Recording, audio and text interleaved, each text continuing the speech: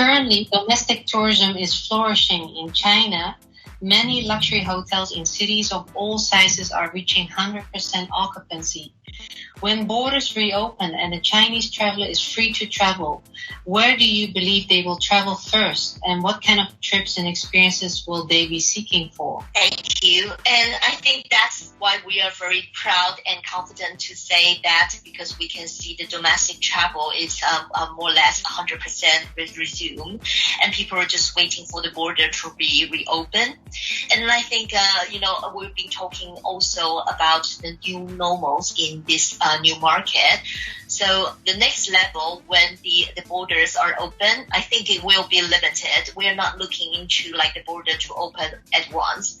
It will be something to start with the neighborhood, and also to have the countries where they so-called green bubbles, that people will be able to travel, starting from business, then leisure, and then there was also the other activities. So I would say, based on the leisure client, if we are really focused on what sort of experience, I would say under the short-term concern, they were looking into somewhere which is more like show halls where they travel as they are familiar with. They will start with the surrounding neighborhood countries and the places where they have been in many times. So I'll take, for example, there are some popular destinations, for example, in Asia, Japan, Korea. Those were the places where people are familiar and language is less concerned for the Chinese travelers. And also it's like a couple of hours on the plane for them and to travel in the shorter places.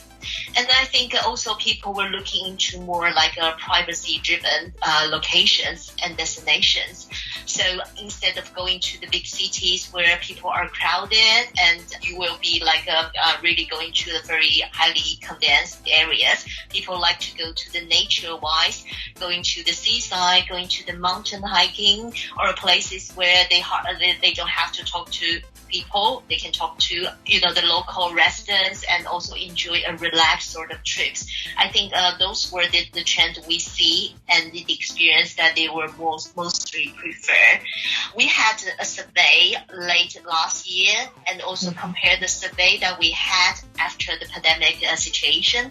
We find out that actually there were a lot of difference that people has to change their preference from the long haul trips to more like short haul privacy driven, and also to more an all-in-one solution rather than traveling around within their trips. So those were the things that we see, and also we think that it's going to be continuing for a certain period.